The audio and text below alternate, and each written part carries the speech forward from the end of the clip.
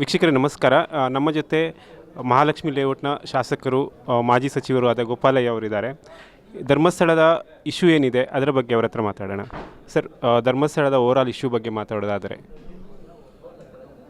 ಸರಿ, ಒಬ್ಬ ಸಾಮಾನ್ಯ ಜನ ಅವನು ಎಲ್ಲಿ ವಾಸ ಮಾಡ್ತಾನೆ ಏನು ಅಂತಕ್ಕಂಥ ತಿಳಿದೆ ಆ ಧರ್ಮಸ್ಥಳದ ದೇವರ ಹೆಸರಿನಲ್ಲಿ ಧರ್ಮಸ್ಥಳದ ಹೆಸರಿನಲ್ಲಿ SIT ರಚನೆ ಮಾಡಿ ಅವನ್ನ ಮುಸ್ಕಾಕಿ ಕರ್ಕೊಂಡೋಗಿ ಗುಂಡುಗಳನ್ನು ತೋರಿಸಿ ಇದು ಮಾಡಿರ್ತಕ್ಕಂಥದ್ದು ಅದೊಂದು ಅಕ್ಷಮ್ಯ ಅಪರಾಧ. ಈಗ ಗೊತ್ತಾಗಿದೆ, SIT ಗೊತ್ತಾಗಿದೆ, ಸರ್ಕಾರಕ್ಕೂ ಗೊತ್ತಾಗಿದೆ. ಇದರ ಹಿಂದೆ ಒಂದು ದೊಡ್ಡ ಪಿತೂರಿ ನಡೆದಿದೆ. ಧರ್ಮಸ್ಥಳಕ್ಕೆ ಹಿಂದೂ ದೇಗುಲಕ್ಕೆ ಕೆಟ್ಟ ಹೆಸರು ತರಬೇಕು ಅಂತಕ್ಕಂಥದ್ದನ್ನ ಏನು ಮಾಡಿದ್ದಾರೆ. ಇದು SITಯಿಂದ ಇದನ್ನ ಸಂಪೂರ್ಣವಾಗಿ ಬಾಯ್ಬಿಡಿಸೋದಕ್ಕೆ ಸಾಧ್ಯ ಇಲ್ಲ. ಇದನ್ನು NIAಗೆ ವಹಿಸಿದ್ರೆ ಖಂಡಿತವಾಗೂ ಯಾರ್ಯಾರಿದ್ದಾರೆ, ಯಾರು ಪಿತೂರಿ ಮಾಡಿದ್ದಾರೆ, ಯಾರು ಷಡ್ಯಂತ್ರ ಮಾಡಿದ್ದಾರೆ, ಎಲ್ಲಿಂದ ಹಣ ಬಂದಿದೆ, ಇದರಿಂದ ಯಾವ್ಯಾವ ರಾಜ್ಯದವ್ರು ಇದ್ದಾರೆ ಅಂತಕ್ಕಂಥದ್ದು ಸಂಪೂರ್ಣವಾಗಿ ಗೊತ್ತಾಗುತ್ತೆ. ಅದರಿಂದ ತಕ್ಷಣ ರಾಜ್ಯ ಸರ್ಕಾರಕ್ಕೆ ಗೌರವ ಬರಬೇಕು ಅಂದರೆ NIA ತನಿಖೆಗೆ ಒಳಪಡಿಸಿ ಅಂತಕ್ಕಂಥ ಒತ್ತಾಯವನ್ನು ಮಾಡ್ತೀನಿ. ಸರ್, ಇದು ಸುಜಾತ ಭಟ್ ಇಶ್ಯೂ ಆಯಿತು. ನಮ್ಮಲ್ಲಿ ಅವರು ಎಕ್ಸ್ಕ್ಲೂಸಿವ್ ಆಗಿ ಹೇಳಿದ್ದು ನನಗೆ ಅನನ್ಯ ಭಟ್ ಅಂತ ಹೇಳುವ ಮಗಳೇ ಇಲ್ಲ ಅಂತ. ಅದರ ಬಗ್ಗೆ ಹೇಳೋದು ಇವೆಲ್ಲ ಅದರಿಂದ ಇರ್ತಕ್ಕಂಥವು.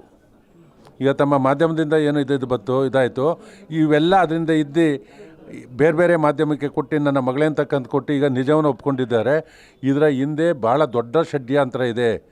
ಧರ್ಮಸ್ಥಳಕ್ಕೆ ಬರ್ತಕ್ಕಂಥ ಭಕ್ತರನ್ನು ಲಕ್ಷಾಂತರ ಭಕ್ತರು ಬಂದು ಹೋಗ್ತಾರೆ, ಅವ್ರ ಸಹಿಸ್ಕೊಳಕ್ಕಾಗ್ದ ಮಾಡ್ತಾ ಇರ್ತಕ್ಕಂಥ ಇದು ಒಂದು ಅಂತಾರಾಷ್ಟ್ರೀಯ ಪಿತೂರಿ.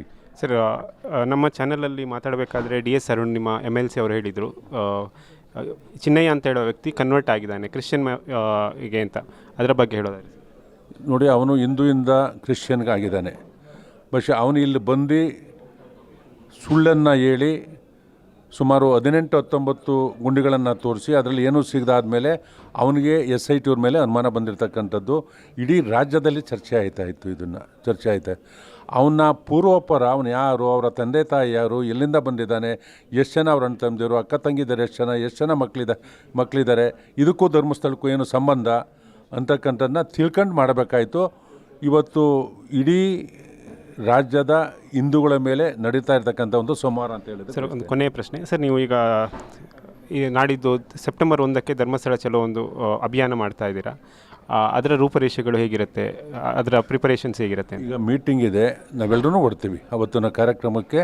ನಾವು ಮೊದಲೇ ಮಾತಾಡ್ಕೊಂಡಿದ್ದು ಹೋಗಬೇಕು ಅಂತ. ಈಗ ಅದನ್ನ ಡೇಟು ಸೋಮವಾರ ಒಂದು ಒಳ್ಳೆಯ ದಿನ, ಶಿವನ ದಿನ. ಅದರಿಂದ ಅವತ್ತು ಒಂದು ದೊಡ್ಡ ಕಾರ್ಯಕ್ರಮ ಆಗುತ್ತೆ. ಇಡೀ ರಾಜ್ಯದಿಂದ ಭಾಳಷ್ಟು ಲಕ್ಷಾಂತರ ಜನರು ಬಂದೋಬಸ್ತ್ ಸೇರ್ತಾರೆ. ವೀಕ್ಷಕರು, ಇಷ್ಟೊತ್ತು ನೋಡಿದ್ರಿ ಗೋಪಾಲಯ್ಯ ಅವರು ಧರ್ಮಸ್ಥಳದ ಇಶ್ಯೂ ಬಗ್ಗೆ ಮಾತಾಡಿದ್ರು. ನೋಡ್ತಾ ಇರಿ ಇನ್ಸೈಟ್ ರಶ್ ಮೀಡಿಯಾ.